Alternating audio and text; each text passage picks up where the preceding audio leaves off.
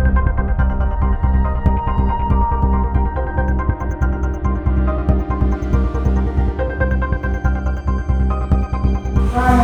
ini ngomong Inggris kalau. Ya, ngomong Inggris.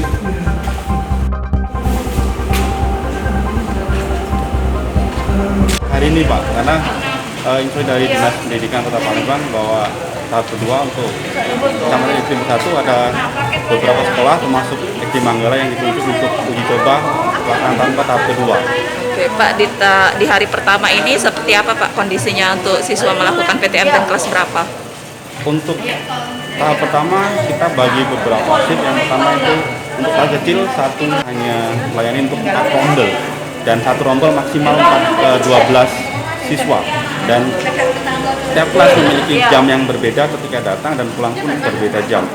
Untuk kelas 1A mereka datang jam 8, pulang jam 10, dan setiap kelas selisih 15 menit. Jadi 1B-nya datang jam 8.15, pulang jam 10.15. Jadi satu pembelajaran itu maksimal 2 jam. Ya, untuk penjemputan dan pengantaran, untuk ketika siswa datang kita menggunakan lift, ketika pulang mereka turun lewat tangga. Jadi tidak ada penumpukan dan ada selisih jalan juga. Karena kondisi sekarang kan memang zonanya sudah turun, tapi kita tetap memaksimalkan pembelajaran dan termasuk protokol kesehatan yang sudah ditentukan. Kemudian kita juga ada beberapa rubah metode pembelajaran. Jadi ketika datang ke sekolah, siswa benar-benar hanya belajar melaporkan permasalahan dan kendala apa yang dihadapi di rumah.